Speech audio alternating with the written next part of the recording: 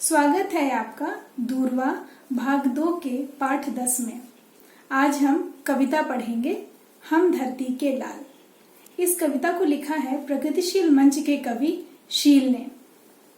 आइए कविता पाठ करते हैं। देश हमारा धरती अपनी, हम धरती के लाल, नया संसार बसाएंगे, नया इंसान बनाएंगे, सुख स्वप्नों के स्वर गूंजेंगे, मानव की मेहनत पूजेंगे, नई कल्पना नई चेतना की हम लिए मशाल, समय को राह दिखाएंगे, एक करेंगे हम जनता को, सींचेंगे समता ममता को, नई पौध के लिए पहनकर जीवन की जयमाल, रोज त्योहार मनाएंगे, सौ स्वर्ग उतर आएंगे, सूरज सोना बरसाएंगे, दूध पूत के लिए बदल देंगे तारों की चाल, नया भूगोल बनाएंगे, नया संसार बसाएंगे। यह कविता प्रगतिवादी विचारधारा के कवि शील ने लिखा है और इस कविता में धरती के लाल से बात की जा रही है कि किस प्रकार एक नया संसार और एक नया इंसान बसाया जाए। आइए अब हम इस कविता का विश्लेषण करते हैं। सर्वप्रथम इसकी काव्यांश 1 को लेकर के प्रसंगवश हम इसकी चर्चा करेंगे। प्रस्तुत पंक्तियां कवि शील द्वारा रचित कविता हम धरती के लाल से ली गई हैं। इन पंक्तियों में कवि एक ऐसी धरती की कल्पना करता है जहां मेहनती मनुष्य को महत्व दिया जाएगा और भेदभाव जैसी भावनाओं का कोई स्थान नहीं होगा।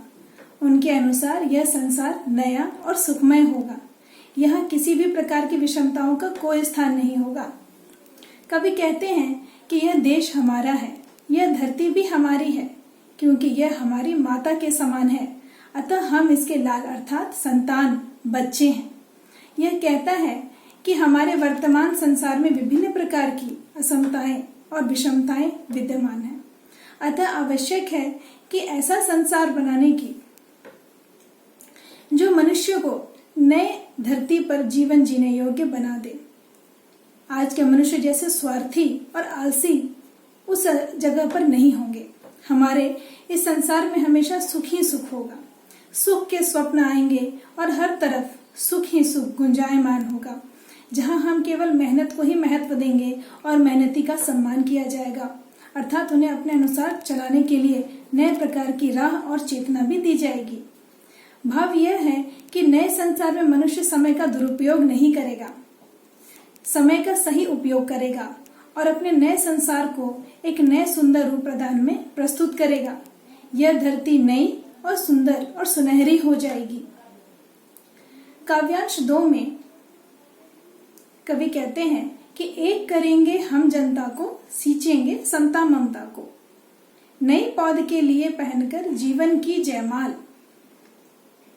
रोज त्योहार मनाएंगे, सौ स्वर्ग उतर आएंगे, सूरज सोना बरसाएंगे, नई दूध पूत के लिए बदल देंगे तारों की चाल, नया भूगोल बनाएंगे, नया संसार बसाएंगे।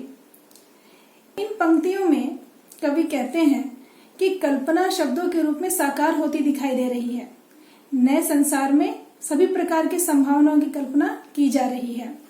बहुत ही सुंदर ढंग से कवि व्यक्त कर रहे हैं कि किस प्रकार जनता को समानता के भावना से सींचा जाएगा, समानता के सिद्धांत को प्रेम से लागू किया जाएगा, अर्थात हमारे इस संसार में सभी एक समान माने जाएंगे। छुआछूत, जातिवाद, धार्मिक भेदभाव, अमीरी गरीबी, छोटे बड़ी जैसी असमानताएं यहाँ विद्यमान नहीं होंगी। सब एक ओर रहेंगे और सब एक साथ समान व्यवहार करेंगे। आने वाली पीढ़ियों को अच्छा और सुंदर भविष्य देने के लिए अपने जीवन को सार्थक बना देंगे। इसके लिए हम सब एक होकर रोज त्योहार मनाएंगे, अर्थात रोज त्योहार के समान खुशियां ही खुशियां छा जाएगी। त्योहार में जिस प्रकार हम मिलजुल कर सौहार्द पूर्वक पूरे परिवार और समाज के साथ खुशियां बटोरते हैं और खुशियां मनाते हैं, उसी प्रकार हमारे इस नए धरती पर भी नए मनुष्य खुशियां ही खुशियां बांटा करेंगे। इसका परिणाम यह होगा कि आने वाली पीढ़ियों का जीवन असमानताओं और विषमताओं से रहित होगा। यह हम इतना परिश्रम करें कि धरती पर 100 स्वर्ग उतर आए, यह एक स्वर्ग नहीं 100 स्वर्गों की कल्पना की जा रही है। स्वर्ग का जीवन अत्यंत सुखमय और सुंदर माना जाता है।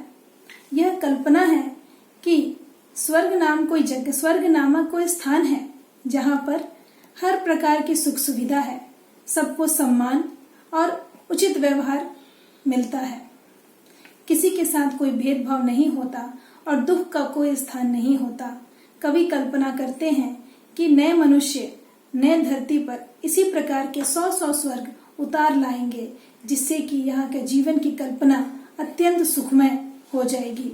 अर्थात हम भाग्य के भरोसे बैठने वाले नहीं रहेंगे, हम कर्मठ बनेंगे। अपनी मेहनत से हम नए इतिहास का निर्माण करेंगे जो आने वाली पीढ़ियों के लिए प्रेरणा कार्य करेगी।